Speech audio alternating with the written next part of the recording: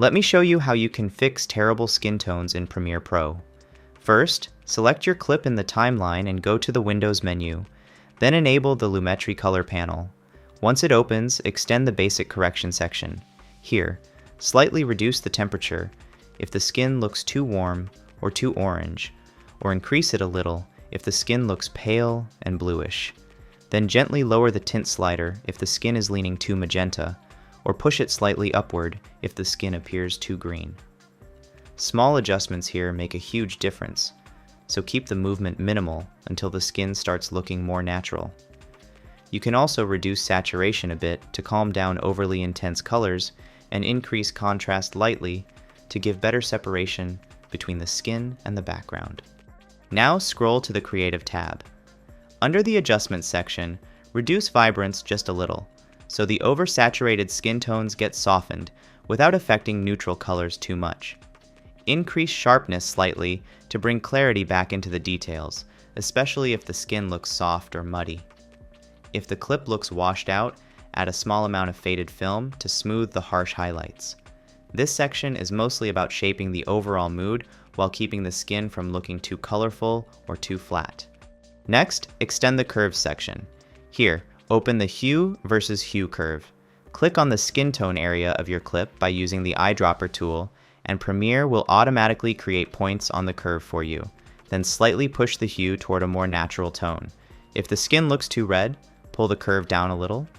If the skin looks yellowish, push it slightly up. Keep all adjustments tiny so the skin changes smoothly without affecting the rest of the footage. Then switch to the Hue versus Saturation curve. Click on the skin again, and reduce the saturation lightly. This helps tame overly red or orange skin tones without desaturating the background. Make sure the adjustment looks rounded and smooth, never sharp or extreme.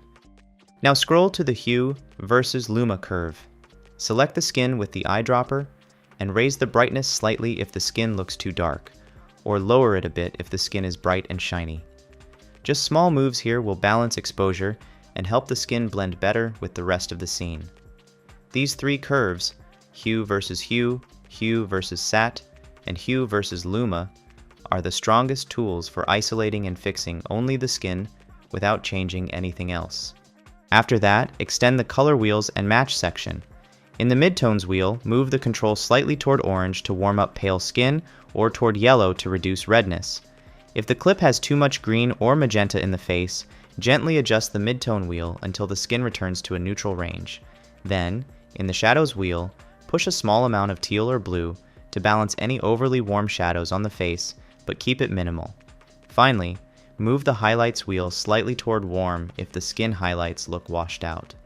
This section helps you shape the mood of the face without touching the background too much. These were the 4 basic ways. Now let me tell you some bonus edits.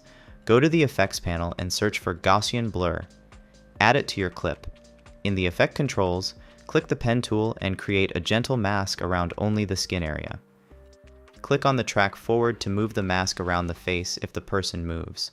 After it finishes, increase the blurriness slightly, then raise the feather a lot so the blur spreads softly and naturally. Also, lower the mask opacity if needed. This adds a soft beauty smoothing effect without being obvious. It doesn't need to be perfect. Just make sure the blur blends smoothly. If the skin still looks slightly off, search for Lumetri scopes in the Windows menu and enable them. Look at the vector scope YUV. Skin tones should usually follow the diagonal skin tone line that runs toward the red area, but not fully into red. If your skin is drifting too far left or right, go back into Hue versus Hue and gently correct it again. If it is too strong, return to Hue versus Saturation and reduce it until the skin line becomes more centered. This is a very accurate way to know if the skin color is fixed correctly.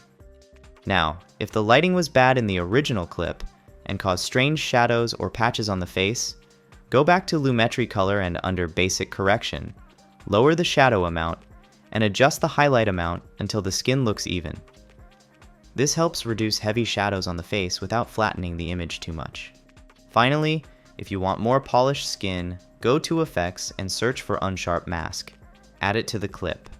Now go to Effect Controls, scroll down to Unsharp Mask, and increase the amount slightly, Reduce the radius to keep the sharpening tight and keep the threshold low.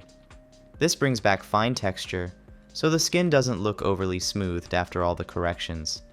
When you combine Lumetri adjustments, effects, masks, and scopes, you can take the most problematic skin tones, like red, dark, dull, pale, and turn them into clean, natural, professional-looking skin inside Premiere.